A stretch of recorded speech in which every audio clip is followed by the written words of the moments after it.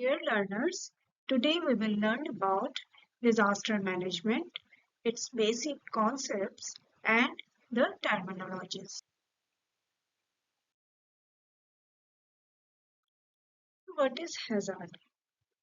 A hazard is a potentially harmful natural, biological, or human-induced event that can threaten life, property, infrastructure, the economy, or the environment. It represents a potential source of danger and becomes a disaster only when it affects vulnerable people or exposed communities. Hazard includes earthquakes, floods, cyclones, industrial accidents, and disease outbreaks.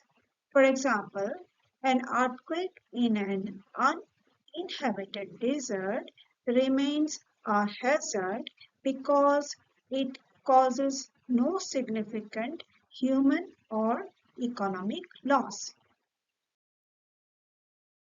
Next term is vulnerability. So, what is this vulnerability? Vulnerability is the degree to which people, communities, infrastructure, or the environment are likely to suffer damage from a hazard. It is influenced by physical and social, economic, and environmental factors such as weak buildings, poverty, lack of awareness, and environmental degradation.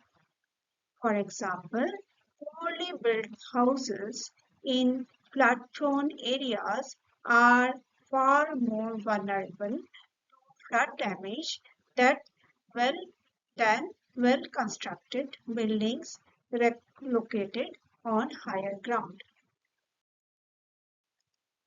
Next is capacity. Capacity refers to the strength, resources, and abilities that enable individuals, then communities, and institutions to prepare for, then respond to, and recover from disaster effectively.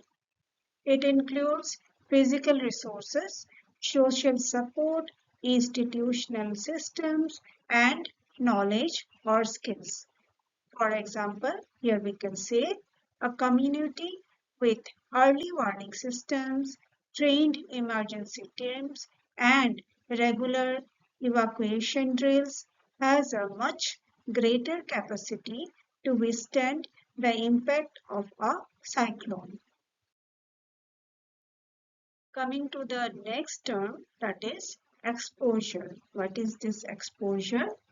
Exposure refers to the presence of people, buildings, infrastructure, livelihoods, or other assets in areas where hazards may occur, making them susceptible to potential damage or loss. The greater the number of people and assets located in hazard-prone areas, the higher the level of exposure. For example, we can say a city situated along an active fault line has high exposure to earthquakes because of its location. The next term is disaster. Disaster is a serious disruption that causes widespread human, economic, environmental, or material losses beyond the affected community's ability to cope using its own resources. It occurs when a hazard impacts vulnerable and exposed people or assets. Disaster risk increases with higher hazard, vulnerability, and exposure, but decreases with greater capacity.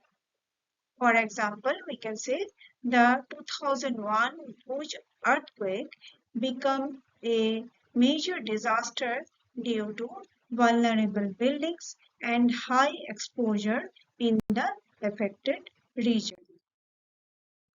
Coming to the next term, that is risks. So what is this risk?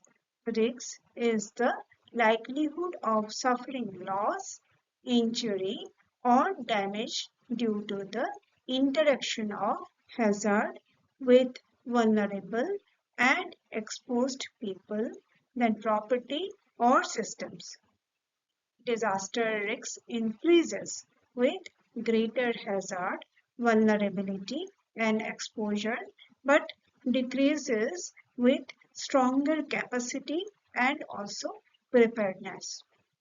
Here, for example, we can say two towns may face the same flood hazard, but the town with greater infrastructure and early warning systems has a much lower disaster risk. Next is disaster management.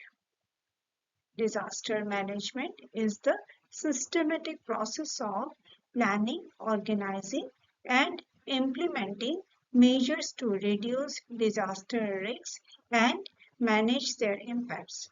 It covers all stages of the disaster management cycle, that is, mitigation, then preparedness, response, and also recovery. The goal is to protect lives, property, and the environment also, while ensuring a quick return to normalcy.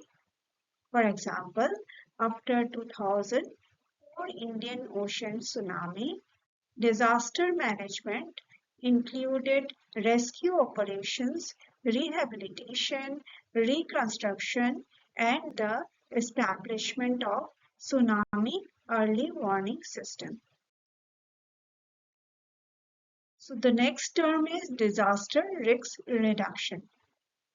Disaster risk reduction is a proactive approach aimed at minimizing disaster risks by reducing hazard exposure, lowering vulnerability, and strengthening preparedness and resilience.